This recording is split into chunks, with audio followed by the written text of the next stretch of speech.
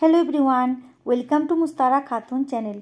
आज मैं आपके लिए एक इम्पॉर्टेंट जानकारी लेकर आई हूँ केंद्रीय विद्यालय एमपी कोटा एडमिशन के बारे में। इस समय एमपी कोटा एडमिशन को लेकर क्या बातचीत चल रहा है उसकी मैं अपडेट देने वाली हूँ। तो सबसे पहले मैं आपको बता दूँ कि आपको किस तरह से इसका लाभ मिल सकता है, वो भी इस वीडियो के माध्यम से आपको पता चलेगा। तो आप मेरे चैनल में अगर नए हैं तो चैनल को सब्सक्राइब कर लीजिए। आप सबको इतना तो पता ही है कि प्रत्येक सांसद को उसके निर्वाचन क्षेत्र में स्थित केंद्रीय विद्यालय में प्रवेश के लिए 10 सीटों का कोटा मिलता है, जिसमें उनकी सिफारिश पर क्षेत्र के किसी विद्यार्थी का उन विद्यालय में दाखिला हो सकता है। तो आप भी आपके जो सांसद है उनसे आपके बच्चे के लिए बातचीत कर सकते हैं, उनसे मिलिए और एडमिशन के लिए सिफारिश कीजिए।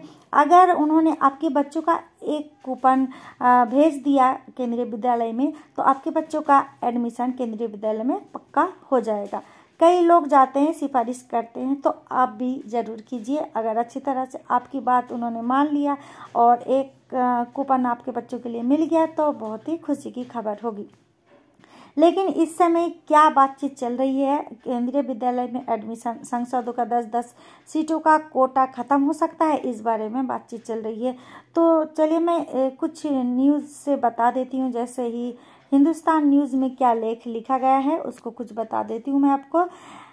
भाजपा सांसद सुनील कुमार मोदी ने शुक्रवार को राज्यसभा में शून्यकाल के दौरान मांग की कि केंद्रीय विद्यालय में प्रत्येक सांसद का 10 सीटों का वैच्छिक कोटा तथा विद्यालय प्रबंधन समिति के अध्यक्ष के नाते जिलाधिकारी आयुक्त का 17 सीटों का कोटा अविलंब समाप्त किया जाए, क्योंकि यह लोकतांत्रिक व्यवस्था पारदर्शिता योग्यता के सिद्धांत के विरुद्ध है।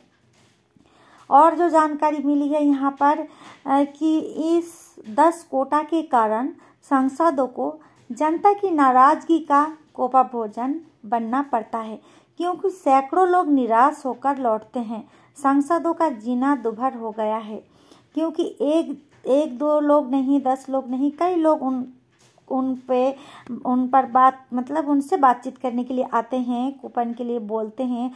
तो 10 सीट है उनके पास सिर्फ, लेकिन कई ज़्यादा लोग आते हैं और जब एडमिशन सिर्फ 10 ही बच्चों का होता है तो बाकी लोग नाराज भी हो सकता है। इसी के बारे में है। तो लोकसभा में इससे पहले भी जो बातचीत हुई है केंद्रीय विद्यालय में दाखिले के संबंध में प्रत्येक सांसद को दिए गए 10 सीटों के कोटे के विषय उठाया और कुछ सांसदों ने मांग की कि कोटे की संख्या को बढ़ाया जाए, अन्यथा इसे पूरी तरह समाप्त कर दिया जाए। प्रत्येक सांसद को उनके निर्वाचन क्षेत्र में स्थित केंद्रीय विद्यालय में प्रवेश के लिए 10 सीटों का कोटा मिलता है, जिसमें उसकी सिफारिश पर क्षेत्र के किसी विद्यार्थी का इन विद्यालय में दाखिला हो सकता है। शिक्षा मंत्री ने कहा कि क्या इस बड़ी पंचायत में बैठकर हमें तय करना है कि क्या हम अपने अधिकार का प्रयोग कुछ चंद लोगों के लिए काम करेंगे अथवा सभी के लिए काम करेंगे।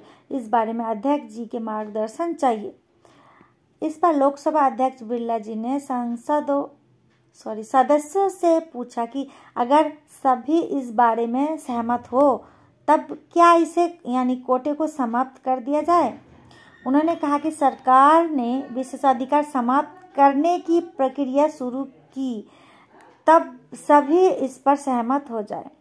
अध्यक्ष ने कहा इस विषय पर सभी दलों के नेताओं से मंत्री जी सभी से बात करेंगे। क्या खत्म करना चाहिए या बढ़ाने की मांग करनी चाहिए, क्या बढ़ सकता है या खत्म होना चाहिए।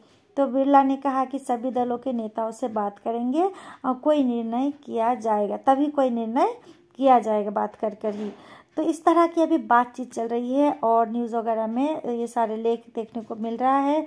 तो अभी दोस्तों ये कोटा ख़त्म नहीं हुआ है, सांसदों का जो 10-10 कोटा है वो ख़त्म नहीं हुआ है।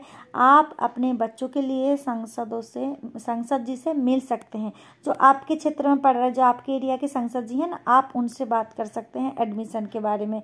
और अगर आपके बच्चों के लिए एक कूपन मिल जाता है तो आपके बच्चों का एडमिशन ज़रूर होगा।